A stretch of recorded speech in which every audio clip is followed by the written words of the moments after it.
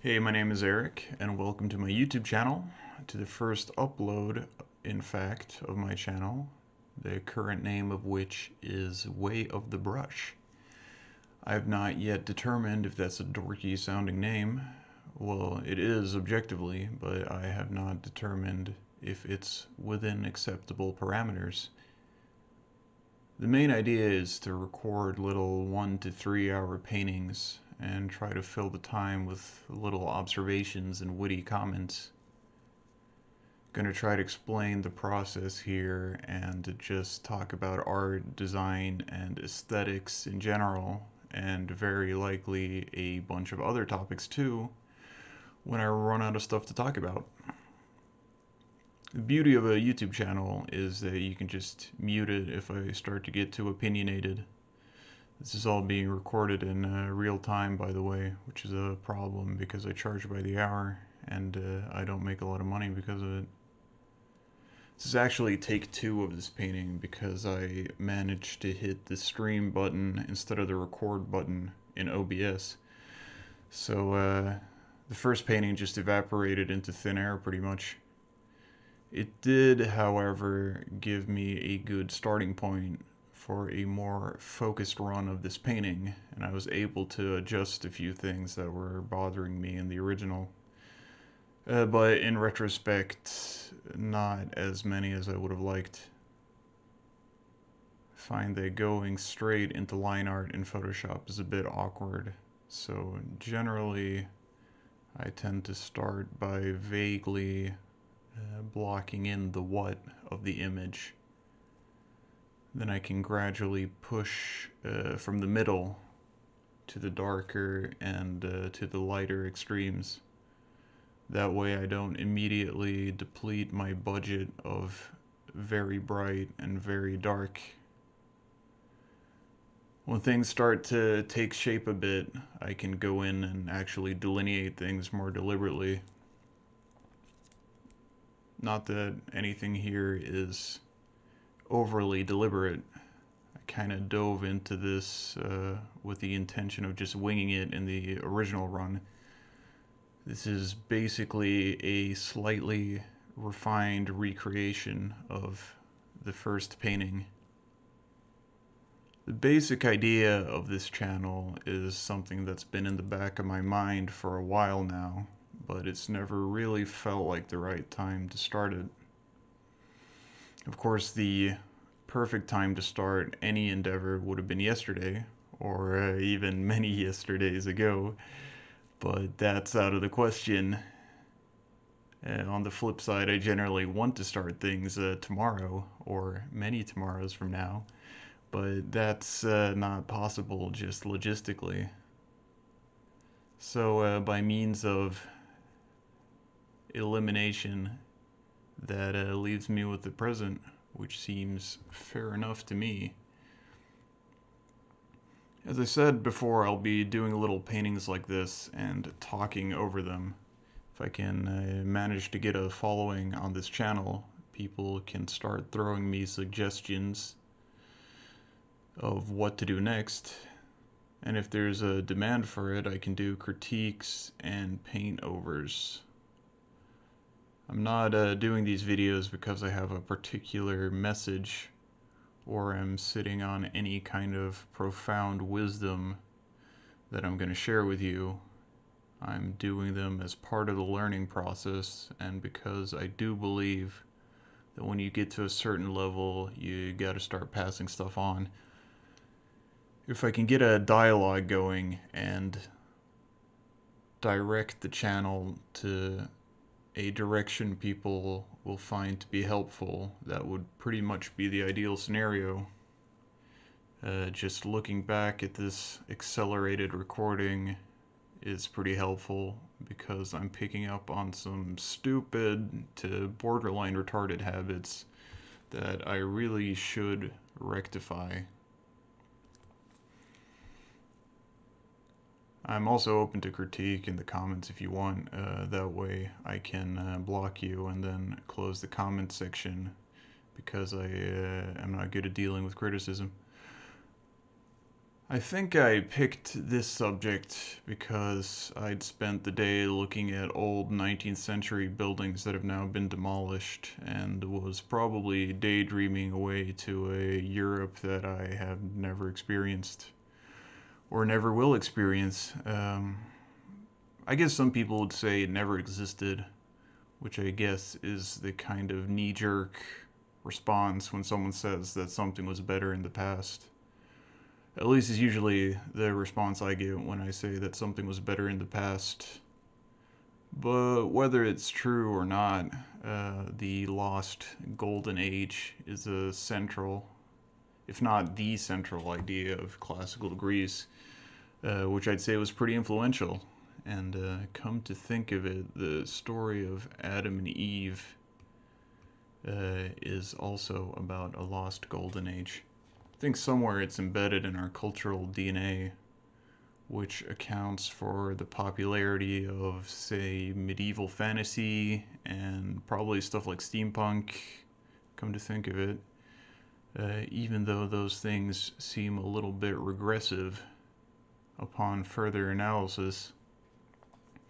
What I do know from having lived in Europe is that the tourists tend to flock to the places with nice historic buildings and well-preserved neighborhoods. And I don't see a lot of tourists in the functionalist apartment hellscape that I currently live in. I'm not even gonna address the question of comparative property value. That's a topic for another day, but presumably these impressions were going through my subconscious mind when I chose this subject. I think everybody enjoys looking at old photographs. That may be why I picked the sepia color here.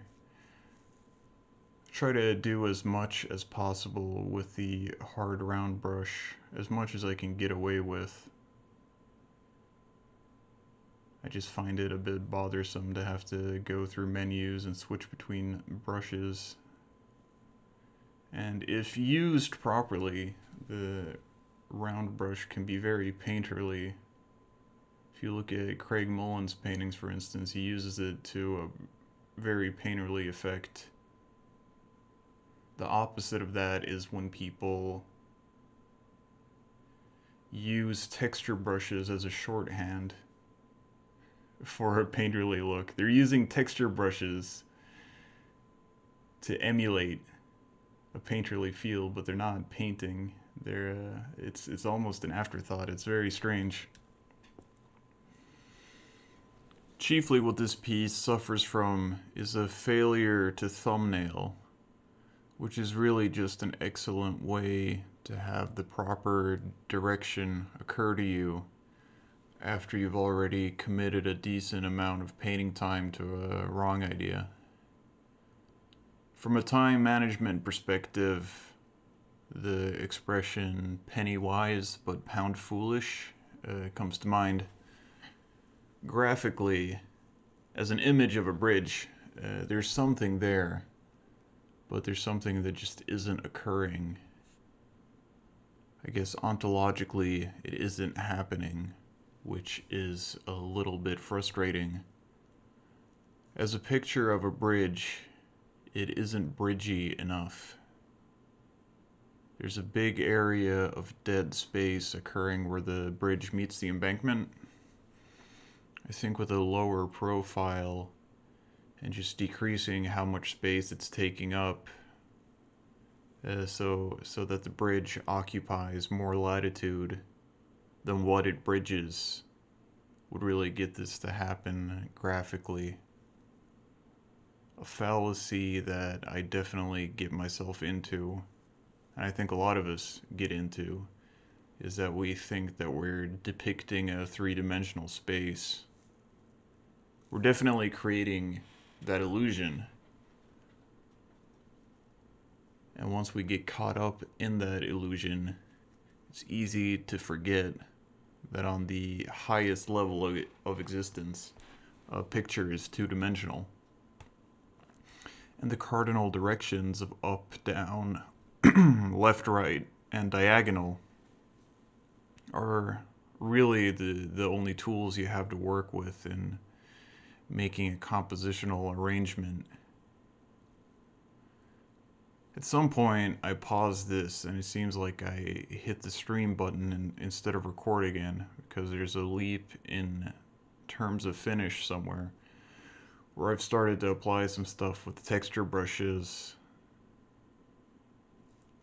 Anyway, I think I'm on the right track with the pier, because at that point the bridge is at least bridging. It's easy to get caught up in the question of what without really addressing the what is. And what a bridge does is to bridge. So to have an image of a bridge that isn't bridging would be a bad picture, basically. It's easy to get caught up in that question, and that leads to a picture that's just a collection of parts. Individually, they could be good parts, but if they don't add up to a whole, then you don't have a picture. So with this one, I'd say that the execution is definitely lacking. So it's probably going to be the scrap heap for this particular iteration, but the idea is sufficiently interesting that I might do a take 3 with the thumbnailing. Yeah, that's where the jump is. Here I'm just cropping it off. I think at this point is when I realized that the bridge needed to be a little bit lower. And I'm basically just noodling around here to try to salvage it at least a little bit. But I must have realized at this point that this picture just wasn't working. I think the 3-point perspective is a little bit extreme, which is making it a little awkward.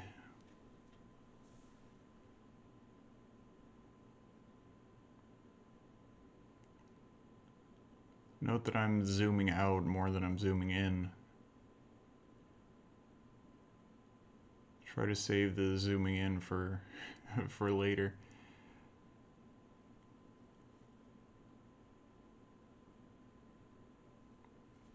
There's just a couple minutes left here. Really not that much happens from here, so I'm gonna take this time to say thanks for watching, thanks for listening, and any comments or suggestions are very much appreciated. If you have any ideas what I should do next, please comment below, and I'll see you next time. Thanks for watching.